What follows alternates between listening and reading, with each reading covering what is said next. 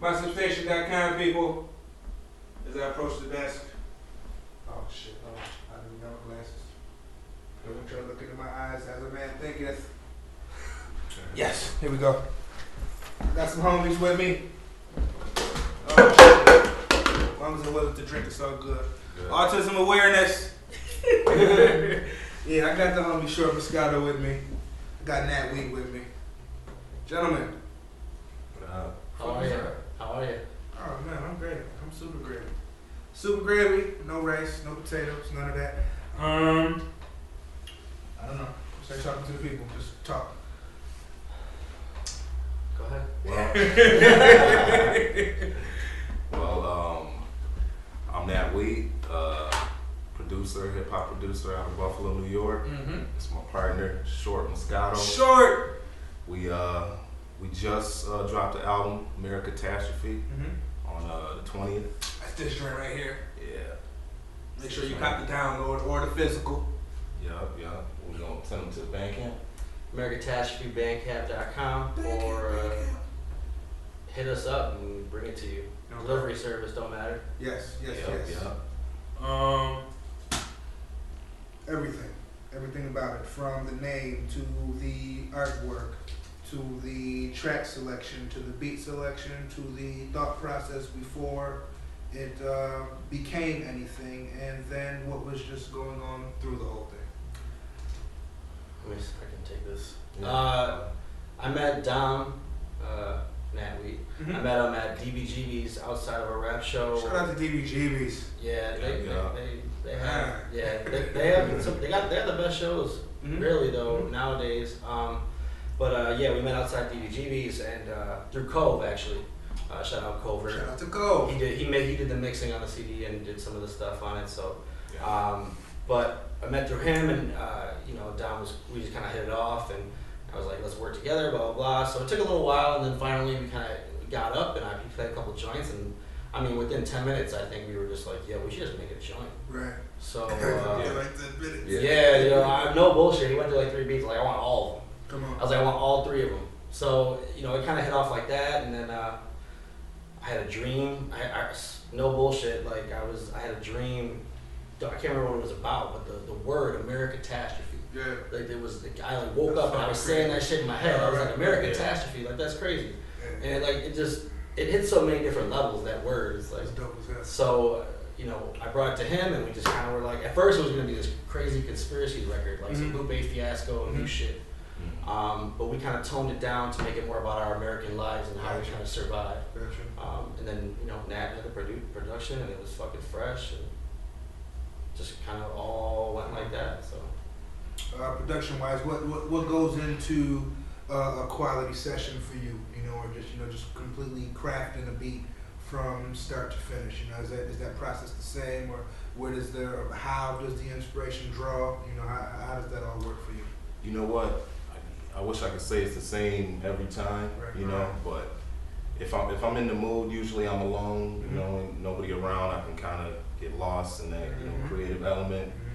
And I draw a lot of inspiration from, my father and my mother, growing up, a lot of the music we used to listen to.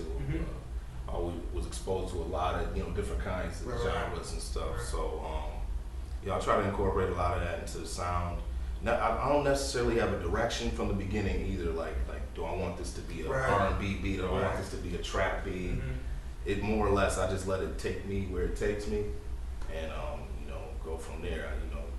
From people that hear my sound, they say that I got I keep a little bit of that soul and that old school hip hop flavor to it, but then you can't really put it in a box either, because I'm willing to try different things too. How long you been into producing? Since I'd say about 99, 2000. So good 14 years now. Solid. Yeah. And what about you, Short? What about Nat's sound? Is it for you that just made you say, I know this is where I want to go with it for this project? Like he said, how he said, like, you can't really put out all this shit into a box, because truthfully, that's what really got it. Like, he played me about 13 beats, and I remember thinking to myself, like, this dude has range. Like, he played me some shit that was real soulful. He played me some shit that could bang and foreplay. He played me some shit that could. He played me some shit that was real, like just gritty and dark. And I was like, because like a lot of producers have a sound, and that's it's a great thing. It kind of gives you a signature. Mm-hmm. Like when you hear a Primo beat, you know right away that's Primo. And for him though, he doesn't have that, and that's just more testament to like what he is. Like so I was like, fuck this. I'm about to make a whole project. I don't want it to all sound the same. So this dude's perfect. I talked about it, and I mean, if you hear the project, you know what it is. Like from one track to the next, it's just not the same in any way, shape, or form. No doubt. But I'm blessed. I'm blessed that I met this dude. He's got a lot of talent. Buffalo needs to recognize. I mean, the thing about Nat is that he just kind of hasn't been in the scene heavy recently, like, until recent. Yeah. Took a break, long little break. But he was. I mean, he was messing with the cats that people kind of know about as like kind of local legends. I mean, he was fucking with them. Took a break. Was a great dad and stuff like that. So a lot of respect there. Certainly. So. Certainly. I take that all the way. Now, is there anything that you are looking to do that we just completely don't know about? I mean, you don't got to give them everything, but I mean, now that the album has dropped, or now that the project has dropped, I hate calling things albums. Yeah. But now that the project has dropped, let's talk about that real quick though, because I'm with you 100%. When people say to me, the album's dope, or things like that, and I'm like, appreciate it, but it's not an album. You know what an album is? An album is a full-fledged production of resources. I mean, ours is 8 tracks, and we feel very happy about it. But is it an album? Hell no. Right. An album is an album. Right. You know what I'm saying? Right. It's tough to explain, but everyone knows what I mean when I say concepts, producer, executive producer, co-executive producer. Printing, pressing, just things of that nature, and like I said, I mean, people. Credits, thank yous. 2 weeks mixing I miss down the the thank track. yous. I miss the thank yous, bro. I Man, used to read that. Yo, when I bought a CD, the first thing I would read go right to was it. the Thank thank you. yous, yo. Thank you. Who is Nas thanking? Thank you. I mean, that to me that was that personal part of music when I was a kid. Yeah. Just reading the linear notes. No more. Oh man. Man, I tell you this, man. The person who is going to take the game back over, if there is ever such a thing, man, is the person that's going to get personal back in those booklets. That's the lost art of the booklet. When you can come like this, when it costs you nothing to put your CD together, you know what I mean? And I'm not taking anything away from anybody, but the people feel that, the people feel that. And even if they don't know you and they never met you, they're just going to appreciate you just a little bit more. The artistry. That, like, man, he actually he took time to see to it that I didn't feel like it was just music and some shit that I just threw away, or I didn't get to match up the songs with the Sharpie CD, or 100%. Yeah. What's go ahead. You're right though. You're right. There is something to that artistry in that care, appreciation and dedication to craft. That's what I call it. Man. You're right. You're completely right. So many people just don't appreciate your craft, and they don't dedicate themselves to it. There's something about there's something about when you have a vinyl in your hand with the back and like the big ass art. Like there's something about that. Did you see the other day when I was talking to Prime Example, and I was saying, you really want to, if you want to guarantee that your song gets played by a DJ, get a couple of them joints pressed up in vinyl. That's what I plan to do. Like when I drop my LP, I plan on having it pressed up vinyl. Yep. Anywhere from like 10 to 25. And it's either going to be the first 10 people or the first 25 people. Limited editions. And here you go. Yeah. Have some to the side for the DJ. But I mean, that's ultimate respect, because I mean, what it is nowadays, you see people that come for the money grab. I'm having a show, come see my show, rah, rah, rah, rah. Never even heard you rap, never heard you make any music. You come to the show and there's like 30 people there. I know you're going to get my CD, and I'm paying $5 for a CD, and it's just a CD. It's Sharpie. There's no track listing. I mean, it's just, at the end of the day, people hate feeling like a lick. And people would much more rather feel like a consumer and a fan than just they bought some shit and they probably never. They want to feel like they're buying art. Yeah. Right. I'm not buying a fucking processed thing. This is art. This is pure expression. Buying some shit I could put together. Yeah. Right. Exactly. That's not what it's about. What do you think really plagues? I mean, we've touched on a couple things, but what do you think plagues the local artist from a mindset standpoint, and then just from the different artists that you see in the 716 in Western New York, you know, and things that they could be doing better that they just don't, and just things that they could be doing, period, that they just don't. Either one. I would say first thing that comes to mind is just thinking small. Mm-hmm. You know, I think coming from this city, a lot of people don't have that broadened view on what's going on outside of the city or what they got to do to get the music outside of the city. Mm-hmm. You know, so they think it a little too limited.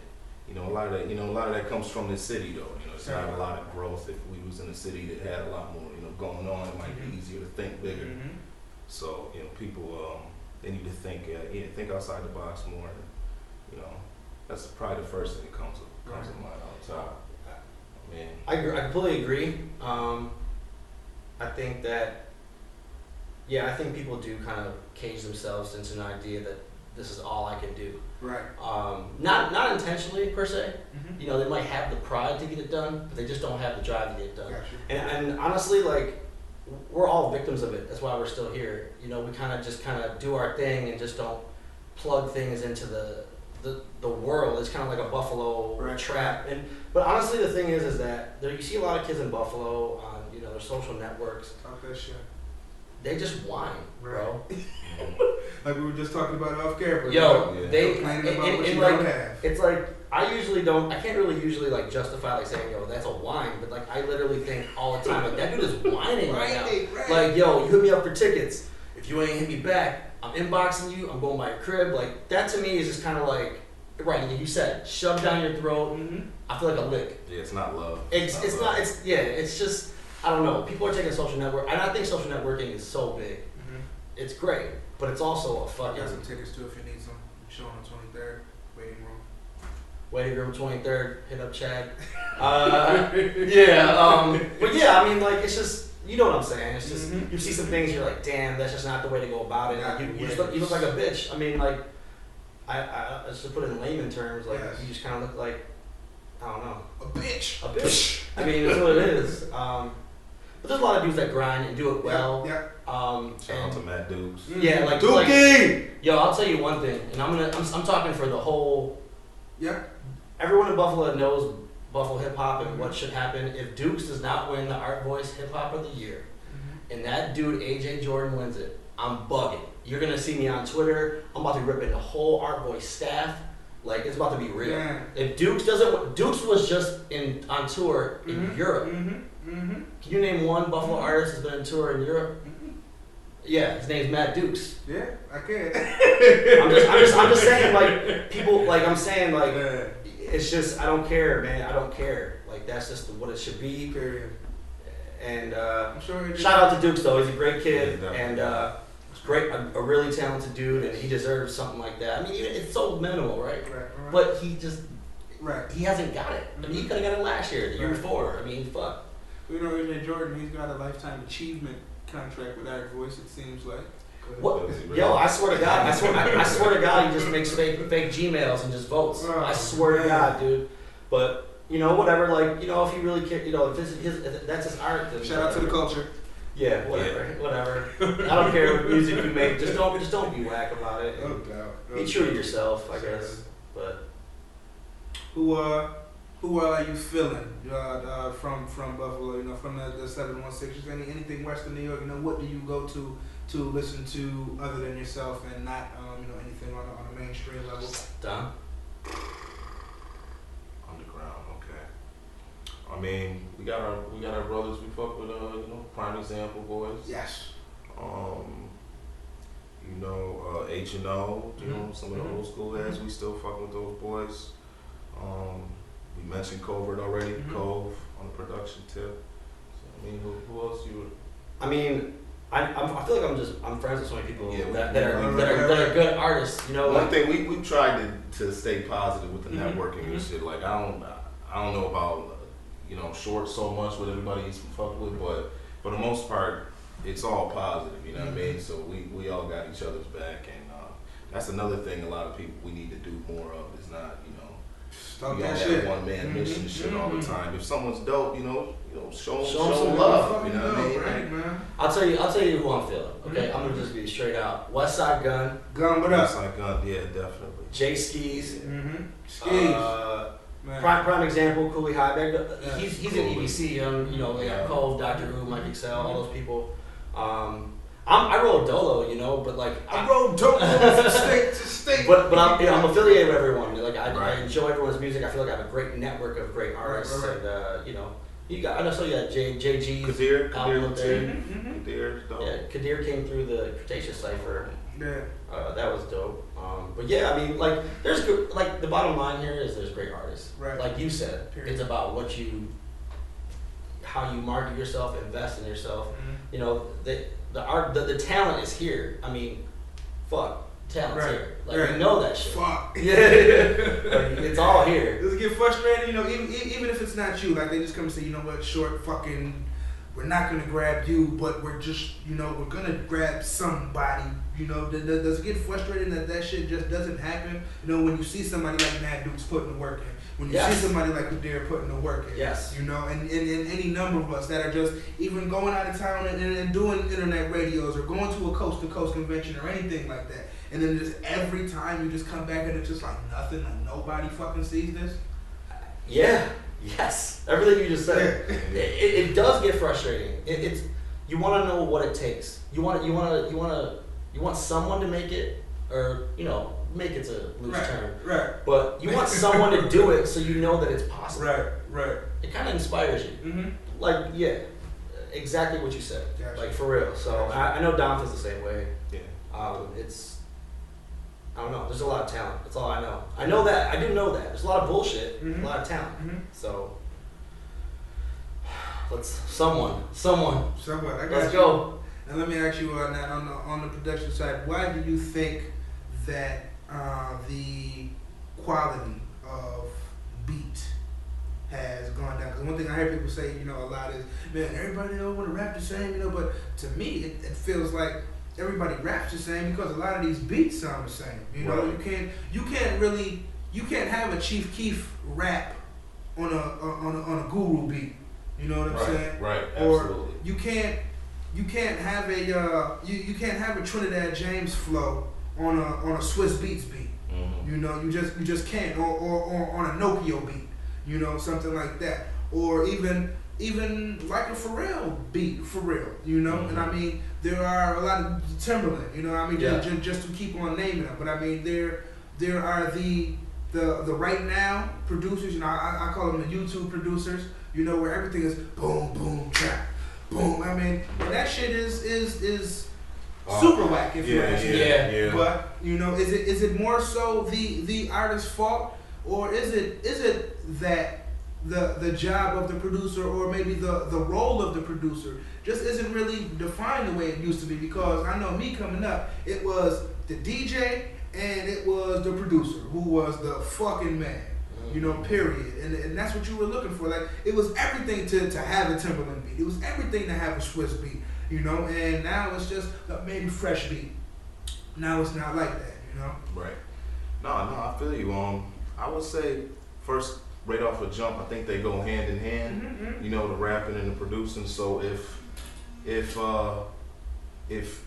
the audience is what they're looking for, if the trappy sound or whatever, if that's what they want, and then I feel like they go hand in hand. If the rapper's gonna rap, to cater to the audience in that way, then the producer's doing the same thing to make a name for himself. I got you. So I mean, as far as like back in the day, there was a lot more originality. Cats sampled more. It was more about digging the art and digging and trying to find rare samples and whatnot. And now it's about making people move. And I mean that trap sound, whatever.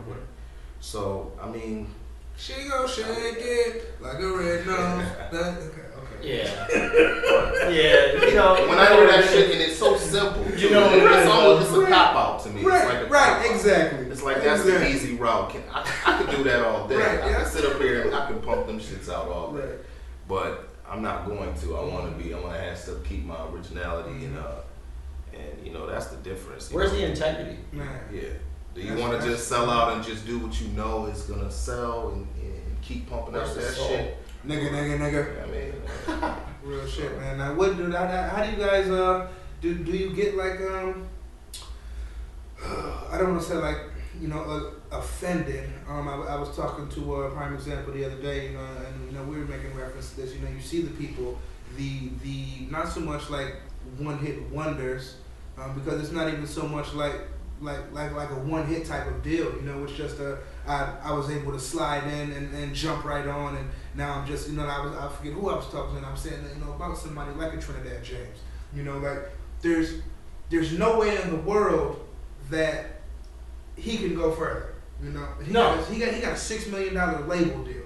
Now when you see things like that, nobody's gonna sign Trinidad James. No. And maybe he might be able to luck up on one piece of hot talent, but there's nowhere else for him to go. It's not like he's going to make another song to where he's going to be fresh and new. Because it wasn't the song as much as it was him. It was, do you see this nigga with these Versace slippers on and his chain riding this bike? And then it's, oh, this is his song? Mm-hmm. Yeah, this song fits exactly who I see. Right. Now when you see that type of shit, and you know that at the end of the day, substance and integrity, that is what is supposed to carry the day, and that's what people are gravitating to and still gravitating to, even though there is a resurgence in the lyrics having a meaning. Yeah. Whoever made Ratchet cool fucked over the entire generation. The only Ratchet I know is a handgun. Right? Yeah. I mean, that's really what it is. But I'll tell you, man, I think that there's a flaw in that music, and sometimes I feel like I'm a little cynical. Mm-hmm. I just hear something and I'm so against it. When I realize, no, you're right. That shit is butt. Right. You know what I'm saying? Like, sometimes I don't want to shit on people's hustle. Right. I don't want to shit on people's artistic integrity. But though, let me just stop you right there. It's one thing to not shit on somebody's artistic integrity, but it's completely something different to shit on somebody's hustle. Right. This shit is artistic integrity. This is not a hustle. So the way I feel is, if you're treating it like a hustle, you have to be called out on it. And it's not even like I'm the protector of the culture, nothing like that. Yeah, but right. At the end of the day, this isn't a fucking hustle. What happened was people got into this music shit to try and supplement a 9-to-5. This is not a 9-to-5. This is a 24/7. Yeah, 24/8. And people, rather than working their collection job or their CNA job, they want to get into this and not really understanding what it takes. And so that's just, again, feeling like a lick. Yeah. I feel like you hustling. I feel disrespected, because like I was saying in the interview with Prime Example, my uncle, Keith the Cowboy Wiggins, he was a part of Grandmaster Flash and Furious 5. You can Google him and see that he was the one that was credited with coining the term hip hop. And the call and response, when I say this, you say that. Wave your hands in the air, that type of shit. Now when you see that, people don't even know the history. And man, I just get so upset when I think about. I do, and you're like, you hit it on. Because the motherfucker will tell you that they the hottest and don't know anything about anything. Yeah. They say they started listening to music in 2002, but they're the hottest. Right. Like, come on. Yeah, man. I don't know. I just feel like I don't know. All the best music to me is the shit that I grew up on, the 90s. Right. And like, I know there's kids that are rapping that don't even know about that shit. And it's kind of crazy to me. It's kids that's Soulja Boy is their OG. Think about that. Fuck that. You know what I'm saying? Oh man, that's funny, but you're right. You're dead. You're fucking dead on. I mean, come on. Soulja Boy. That's your OG. Like, it's people who didn't even hear Enter the 36 Chambers. There's people who didn't even hear Ride or Die Volume 1. The oldest Jay-Z album they know is Kingdom Come. Man. Reasonable Doubt, bro. Like, come on. I forget who it was, and they were trying to tell me about the history of Jay-Z, and they started talking about, yeah, man, because he wasn't really that hot when he started first putting on during Blueprint. Yo, Blueprint was the hottest shit. Yo, bro, people. All right, never mind. We're not gonna get into that. Yeah. That's just dumb. Come on, man. Because Blueprint was Big Pimpin'. That era. Right. Was, I mean, that was Jay was.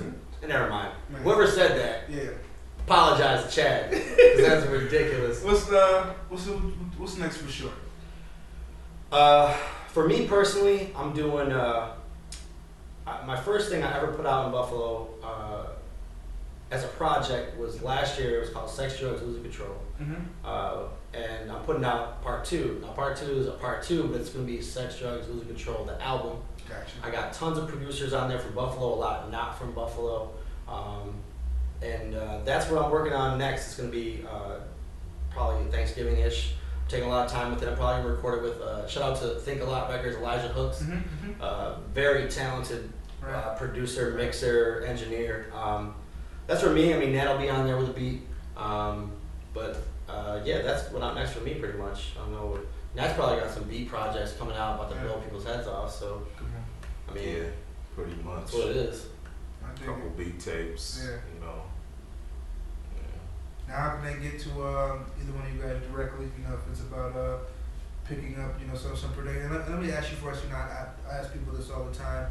You know, when I find out they produce, what is the criteria for you to work with an artist or an artist to work with you? You know, is it just about, man, I heard one of your beats and I want one, or you know, or is it something that you have to be feeling? You have to be feeling the artist. You have to be feeling the message, the project. You know, have to have heard something from them before. Yeah. You know, or is it just I'm here, I'm just going to get my beats out, get my name out there. Right. You know, or is it not even a get my name out there type It's situation? funny, as I'm on that, I want to get my name out there. Right. Now. I was on that personal shit for years. Like, you know, I gotta like them, and I still do. You know, I feel like, you know, especially if it's a beat that I really put a lot of work into, I want the person to, you know, to justify it and put their best into it and whatnot. But yeah, I mean, of course, I want to get my name out there, but at the same time, you know, I like to get personal too with it. You know what I mean? And that's funny because when we hooked up, he kind of touched on this earlier, but he was mainly just trying to get a beat or two. Right. And as I got to playing him, you know, and we got to talking, I'm like, you know, we're better off just doing a project. Right. Let's just do something together. And so we tried to put something more intimate together there. And I like that. When that can happen, yeah, it's great. That's great. Exactly. But it doesn't always work. I can't always do that. Yeah. You know, I want to gotta get mines too. So hopefully, you know, I can link up with more talented artists and keep. SoundCloud.com, Nat Week. Check out some of his beats. Certainly. If you want, hit me up. I'll send you a couple. I don't care, even if he doesn't know. He's got the sound, so if you need it, come get it. You know. So. Come on. Now, for whatever each of you guys individually see as the end game, what was the furthest that you, in your mind, know you were away from that, and how close are you now to whatever you guys picture that to be? It's a good question. When you say end game, you mean, you know, Just whatever. Living off music. where we want to be. Yeah. Right. Yeah. Mm. I just feel like living off music because of how much I love music. Right. It's such a blessing. It's just, I think about that all the time. Like, just could you imagine? Right. Where like literally you could wake up in the morning, scratch your nuts, and write a verse, and that's what's sustaining you. Yes. You know, and that's the American dream. It's kind of like what we kind of touch upon on the CD. It's just like reaching for the stars, no matter what you got to do to get over it. It's like the album artwork is a dude, a baby, standing on a bunch of dead bodies to reach for the stars. It's a metaphor for what we all would do. We would kill to get to the top. Certainly. You know, and like we all feel like we're close, and who knows, man? We're literally 1 ear away. You know, you gotta have that belief in what you're doing will become something. Yeah, promotion is important, you know, but who knows? Right. Anything can fucking happen, and I believe that shit. Yeah. So, but I mean, a lot of work. I feel like a lot of work starts to be put in. Oh yeah. Reaching that where, not trying to be, you know, millionaires necessarily. If that happens, it happens. I just want to sustain a healthy living, doing what I love. You know, I'll be good. For sure. What's the biggest mistake that you guys have, again, individually seen yourself repeating until you just realized I need to fucking stop repeating this shit, you know, and it was it helped you advance yourself to where you are now. It's a mistake within music or mistake period? Just period within you, just trying to get, you know, to the next level. Yeah. I mean, I don't know. I always feel like you can do something more. You know, I feel like no matter how many blogs I email or how many whatever I do, I feel like there's always something you can do more. You just who has the key to the knowledge of what it is, and like you were saying, invest in yourself, and that's really what it is. It's like I wish I could invest in myself more, do more to invest in my art. But yeah, I mean, the mistake has got to be just not doing enough or feeling satisfied. Satisfied. Yeah. Because we're not getting too comfortable. You know, being cool with having you know, just putting too much time into like the creative side and not enough into you know the work. Gotcha. I never stopped making beats. A lot of cats, they heard me like, "You still making beats?" I'm like, "Yeah, I'm still making beats." I'm still getting better, man. Like for real, it's like I never stopped. I never stopped. You just because you didn't hear from me for a year or two, you know, didn't mean I stopped. Definitely, don't make that mistake. Just so you don't see me, don't mean that I ain't working. Yeah. So, usually, if you don't see him, it means he is working. Yeah. You know, but I guess it's that balance, putting in, you know, the balance there. No doubt. You got to show face and put in that work on the internet. For sure. Feel like that now. Do you guys think that the support issue is a big issue? You know, when I say support, I just mean, you know, something as simple as artist A not buying artist B CD, but you know, swearing up and down that everybody needs to buy their CD, or not coming to somebody's show but begging you to come to theirs, or you know, being at the open mic and leaving after they perform, you know, that type of shit. Do you feel like that that is still an issue within itself, or are we getting better with that as the times pass? I will say yes, but I will also say we are getting better. So yes, it is an issue with certain people, but also I know for a fact that when I do a show, half the crowd is other MCs from Buffalo. Right. Half the crowd is other producers from Buffalo, and that shit means a lot to people.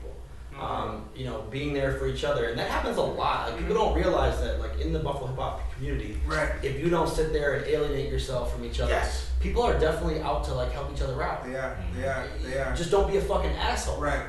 You know, and I mean that's really what it is, man. I wish I show love, and I feel Nat does too, and we just kind of, you know, if you don't want to show love to us, fine. We're still gonna show love to you because we're all in the same place right now. At the end of the day, we're all in the same place. It's not an issue for me. I would say maybe it's an issue. They got issues. Yeah, right. I'm not, you know, I'm not sweating it. He's right though. Now listen, y'all both got on Bills caps, so I'm just gonna ask if y'all both Bills fans. You already know. Draft's on Thursday. Yes. Oh man. Where y'all want the Bills to go? I keep hearing offensive line. I keep hearing wide receiver. I mean, the offensive line, that's the safe route. Yeah. That's the safe Hey, route. the Bills tired of the safe route, man. Man. You keep talking about Dude, listen, so Here's I'm a Browns fan, so. Oh God. Y'all might get my Manziel though, so keep that hope out. I don't want him. You don't want him? Really? No. That is surprising, dude. Who's the quarterback? Brian Hoyer. Yo, he did ball out a little bit last year. Listen, I mean, no, he did. He's not what's going to take us to the Super Bowl, but I just feel that for what both sides are, I don't think Johnny Manziel would be what works for us. You know, I mean, because it's not Johnny Manziel is cool. You know, as far as like selling tickets and getting people in the seats. Right. But the Browns don't have a problem selling them. The Browns sell out all the time. Yeah. So that's not really what we need. And perfect situation for Johnny would be to go somewhere like Houston, where they're a quarterback away, and he can be massaged by the veteran leadership. Or go somewhere where a veteran quarterback has like 2 years left and he can go sit. Cleveland will do throw bad him in his right. career. Throw him right in the fire. I don't think that'd be good for either No, I side. agree. I agree with you 100%. With the Bills, man, my personal opinion, I know they want Sammy Watkins. They want to trade up, but I don't think we should. No, I don't think so. What I think we should do is trade back. I mean, I like this dude Ebron. It's tight end from UNC. All right, listen. You know what's crazy though? I like him too. Yo, I like him too. He reminds me of Gates a little bit. I think there's nothing wrong with Chandler. I was having this. Listen, Chandler. There was nothing wrong. There's nothing wrong with Chandler. Wrong with him, but Except for he runs a 5.40. Right. He's got his peak. He's there. He's better than Besselard. Yo, I don't hate Chandler. Okay. Better than Besselard though. Yo, Pete was nice. Besselard's had put in some good years. Yo, Pete was nice. He got a Pro Bowl one time. Yeah, he Pro Bowl did. one year. He went to Carolina. Pete was a ginger. Expansion season. They took him. They took Frank Wright. Yeah, took Frank Wright. They took That's Bill Polian of that. OG Bills fan. OG. Phil Hansen days. Jeff Wright. Yeah. House Ballard and shit. Bryce Paul. Yeah. There got us. He used to have a Pop jersey. Pop went to he went to people loved Carolina him too. Yeah, people loved Bryce Pop. He used to hit like a hit, dude. Him and Chris Spillman both though. Yeah, man, they love Spillman in Buffalo. Yeah, they love Spillman in Buffalo, man. That's crazy. Serious defense. I don't know. We'll see, man. I don't know. Fucking Bills, dude. Man. You know what I'm saying? If they go receiver though, I would say I would say to go Mike Evans. I like him too. Watkins. I like Mike Evans. I don't think he's gonna be there at 9, so yeah. I don't know. Who fucking knows, man? I just hope we get somewhere. I was just telling my boy the other day. I was like, yo, fuck the Super Bowl. If the Bills got to the playoffs, this city would shut down. Man, people I was just ball the watching. fuck out. I forget what I saw. I was looking at the Bills' record since '95. I think they only have like 4 winning seasons. It's sad, bro. You know what it is. You already know what it is. It's ridiculous. You know what it is. Listen, man, shit, I've been a Browns fan since '91. We only had 2 winning seasons since I've been a Browns fan. Yeah. 2 winning seasons. We're in the same boat. What made For you sure. Browns? Were you from Cleveland? No, not at all. What made you become a Browns fan? My dad is a Steelers fan, and the first football game that I ever saw was that I actually remember seeing was the Steelers and the Browns. It was I think it was in like '89, so I hadn't fully just came over to be Bernie a Browns. Kosar Yep. Mac. Was Mac in that? Yep. That's exactly who it was. Yeah. It was Kosar. It was Mac. It was Michael Jackson at receiver. That's right, bro. I just gotta think it's Techno Bowl. Yeah. Who was on that roster? Techno Bowl. Who was on that roster? Yeah. It was. Come up with it. It was during that time. Ernest Biner. Ernest Biner. Sure was. That's right. So naturally, I was just going against my dad, and when the Bills lost the Super Bowl to the Redskins, and that's when I really, that was also my first year playing Little League. Once I really got into football, I just knew I didn't want to like the Bills, and yeah. Well, the only reason I didn't like them is because I just saw them lose 2 Super Bowls. Yeah, bro. And I didn't want to like the Steelers, so my only natural choice was to go with the Browns. I liked the Oilers for a little bit. That's only because I played for Inner City and Warren Moon, yeah. But after that, no, Browns fan. The vets rocked sky blue and red too. No, they were the Bills colors. Fuck the Vets. Oh, okay. I played in Buffalo. I played for the Shamrocks. Okay, yeah. Oh man, I had friends that played for North Buffalo. Yeah. I'm black older than you. I was born in '84. I'm 87, so I don't have much older. Shit, now we could have been in high school together. So it's all good. Where'd you go to high school? McKinley. Where I went to Canisius. I mean, everybody got to go somewhere. Right. All right. What's in the iPod? Mainstream industry. J Electronica. Yeah. Did you guys keep that freshman cover? No, I did not. Man. But people are not happy. I saw a couple people on Facebook saying they did not like it. Come on. Who was on it? Who did I see that was on there? Troy Ave was on there. Lil Durk was on there. Just a lot of the names that you see really killing the mixtape scene right now. Q on there? Who? Schoolboy Q? No, I think Q was last year. Yeah, he was. You're right. I think it was last year. Actually, I was looking at it though. But like when you see that, does that type of stuff serve as motivation? Even not so much like I want to be on the freshman cover, but just knowing what they do or what they don't do, and like, man, shit, I know where they were. I know when nobody was listening to them. I know when they were asking for just the ear, and here they are now. Cover of the magazine for however they got there. I mean, Wiz Khalifa used to be dope. Fucking Wiz. That might be your case study for what you just asked, is Wiz Khalifa's career. Because that dude came out of a city just like ours, Pittsburgh, and had that buzz in Pittsburgh. And all of a sudden, Black and Yellow came out, and and honestly, like, his mixtape Kush and Orange Juice is dope as fuck. And then everything past that, he hit that. He might have been on the freshman cover right after that. He was on the first freshman cover. But it just since then it's just been a downhill artistically. Yeah, right, he's doing great. It has. Fiscally. Right. As we've been talking about artistic integrity all fucking show. That's crazy. I mean, Lil Durk though, man. Fuck. Man, that's Lil Durk is his own lane. I can't even front. Like, I don't listen to Lil Durk. I probably never fucking will. But I get it. I'm not gonna hate on his shit. There's only 2 people on there that I haven't heard of. It's Chance the Rapper, Rich Homie Quan, Isaiah Rashad, Ty Dolla $ign, Lil Durk, Kevin Gates, Troy Ave, Vic Mensa, Lil Bibby, John Connor, Jaron Benton, and August Alsina. I like Chance. Yeah. Like Vic Mensa's pretty dope. I could well I could go with making a case for all these guys. I haven't heard of Jaron Benton and Isaiah Rashad. Isaiah Rashad's TDE. So Okay. He's with Okay. Yeah. Kendrick and them. It's pretty good. But yeah, a lot of those dudes I've never even fucking listened to. I'm not gonna lie. Yeah. As of late, you know what I've been on? Fucking Common. I've been listening to fucking The Light and like just all that old Common shit. I don't know what it is. I've been back on that. I've been listening to like Black Star and fucking Mos and just. Common's in a 3-way tie for my 4th best MC of all time in my top 5. He's definitely top 5 most underrated of all time. People don't even, when people bring up best MCs, people just don't bring Common up. Yeah, him, Talib, and Mos Def, they're tied for my 4th spot. All 3 of them are just incredible artists. Oh, man. 3 of my favorite. That could be anybody's top 3 right there. Oh, yeah. I go Pun at number 3, Lauryn Hill at number 2, Rakim at number 1. Rakim. That's how it goes. I was talking to Cole about Rakim recently because I didn't listen to Rakim when I was growing up. I know he was him and Optimus Prime were pissed off. They're like, "How dare you rap?" And I listen to Rakim. I mean, I kind of listen a little bit, but I know. Crazy. I just saw this.